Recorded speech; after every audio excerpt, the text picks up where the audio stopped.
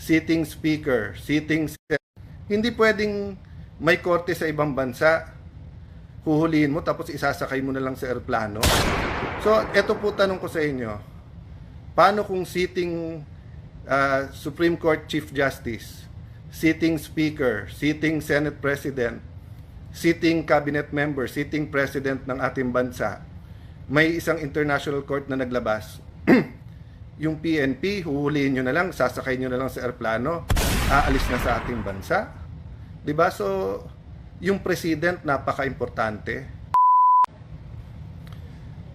Good evening, everyone.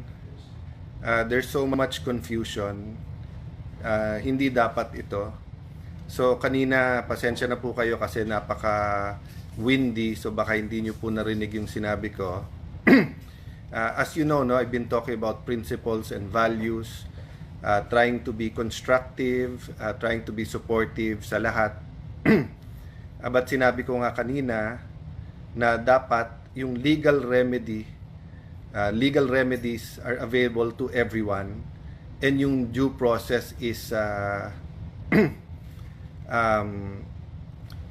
available and guaranteed to everyone. I'm trying to be deliberate kasi nga kagabi sabi ko sa inyo, huwag emosyon, mag-isip muna. Kanina nung nag-unfold yung pag-aresto at wala pa yung warrant of arrest pero pinag-uusapan na nandyan na, I was soberly and quietly patiently listening.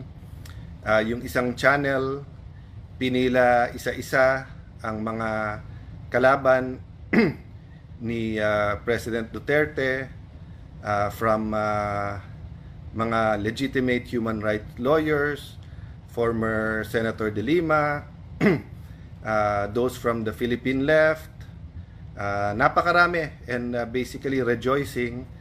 And I respect their rights, di ba? Pinaglaban nila to yung legal at sinasabing human rights sila. Pero hindi ba yung human rights due process? So let me stop there. In the first part, ang sinasabi ko, naiintindihan ko that there's always two sides to an argument. And when you go to court, kung ano man korte yon, quasi-judicial, when you go to a fiscal, when you go to an international court, precisely nga kasi hindi kayo magkasundo.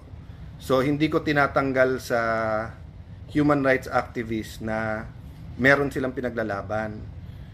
Sa part 1, ito yung part 2. Yung isasakay siya sa eroplano na may petition siya sa Supreme Court at walang Philippine court na nagsasabing dapat siyang i-extradite or i-surrender sa Hague. Anong nangyari? Anong nangyari sa inyong mga human rights advocates? No? Hindi ko nilalahat kayo sa Ateneo Human Rights, alam nyong mahal ko kayo. Part ako niyan. Sa Supreme Court, marami tayong pinaglaban. Pero tama ba yon? Sasakay na lang siya sa aeroplano tapos dadalhin doon.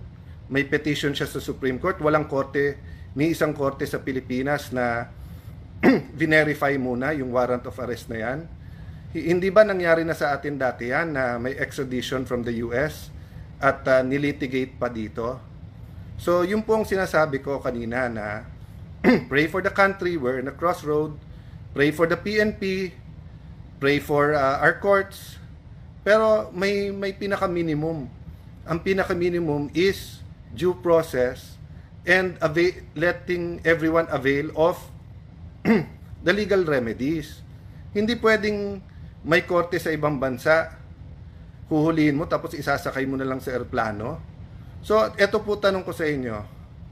Paano kung sitting Supreme Court Chief Justice, sitting Speaker, sitting Senate President, sitting Cabinet Member, sitting President ng ating bansa, may isang international court na naglabas, yung PNP, huhulihin nyo na lang, sasakay nyo na lang sa eroplano, aalis na sa ating bansa? Diba? So, yung President, napaka-importante. Kung anong pinapakita natin sa lahat. So, sa akin, I continue to pray tonight. I appeal to everyone involved. Sinabi natin sa lahat, mahinahon, wag mapusok ang damdamin. Pero hindi ibig sabihin no, na pabayaan na lang natin kung may injustice na nangyayari. So, yun ang challenge ko ngayon sa mga human rights advocates. Hindi ba nung nasa DFA ako, kahit we disagree, pinaglalaban ko na makapagsalita kayo sa mga foreign, sa mga ibang bansa, sa mga embassy, sa human rights sa Geneva. Winelcome namin kayo. Sinabi ko sa mga embassy doon, kahit we don't agree, pasalitain sila. O, di ba may due process? So, I understand na happy kayo na may warrant of arrest. Happy din kayo na makakasuhan and the former president will now have to face that. But hindi ba part of facing it is kompleto muna legal remedies niya ngayon? So, di ko lang alam baka may nagsasalita na, baka tahimik pa. Tinitignan ko sa TV bago ako umalis kasi meron pa akong taping at appointment tonight. Tinitignan ko walang mga human rights na nagsasabing tama yung warrant of arrest pero sandali lang, mali na, sinakay nyo na lang sa airplano at padadala nyo sa ibang bansa. Yung ang PNP pagka may hinuli, di ba, na aktivista, sabay-sabay na lahat ng mga human rights activists na ba't nyo hinuli, give them kailangan may abogado sila, kailangan due process, nabasahan sila and everything ganyan, no? So kanina binasahan ng Miranda rights, may warrant of arrest, so okay yon. Pero yung isasakay mo sa airplano, anong korte sa Pilipinas ang nag-order nun, di ba? So fellow lawyers, it doesn't matter if we're pro-admin, pro-Duterte, neutral, etc. Ang pinag-uusapan na dito, ano yung batas ng Pilipinas. And ako personally, I'm so uncomfortable. I'm much more than that, but I'm just trying to maintain my cool na pwede talagang a foreign court will order tapos arestuhin mo dito. Sige, sabihin mo pwede yon, but hindi ka pwedeng pumunta ng korte at hindi pwedeng i-sort out muna ng korte yon. Bigla mo na lang isasakay sa airplano. No wonder si Kitty sabi niya, this is the plane na kinidnap yung yung tatay ko, di ba? Pag sinabi mong kidnap, I'm not talking about the legal term, yung colloquial term, no? Yung ordinary meaning ng Pilipino. Kapag ka may legal authority ka na kunin yung isang tao, hindi kidnapping yon, di ba? So, maa-argue na kailangan arestuhin kasi nga, yun ang interpretasyon ng gobyerno natin ngayon, tapos whether sa krame or kung saan man siya i-detain, di ba? Pero, yung hindi mo binigyan ng 24 hours yung kanyang mga legal counsel na questionin to sa korte. So, no wonder yung bata, kidnapping ang tawag. And I think many Filipinos will interpret it that way, no? So, hindi ako pwedeng hindi magsalita kasi parati namin sinasabi sa aming show, Cayetano in Action with Boy Abunda, na yung tama, tama.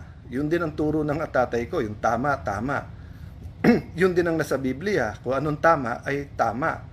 So I don't feel that I have to speak on all legal issues, and I really try to be supportive of each and every administration because I know mahirap maging nasa administrasyon, di ba?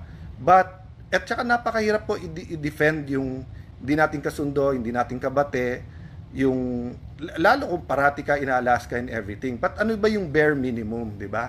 Yung bare minimum is yung karapatan nung kalaban mo respetuhin at may karapatan siyang tumakbo sa korte. So I'll end there, but I hope no na may nakikinig pa tayong lahat. I believe that lawyers are officers of the court. Yun ang turo sa atin sa law school. I don't think may pumapasok naman sa law school na hindi idealistic. Lahat naman tayo halos gumagraduate ng idealistic. Tapos nagiging practical pag nagpa-practice na, nasa gobyerno, nasa business. But there are times that we just have to stand up for what's right.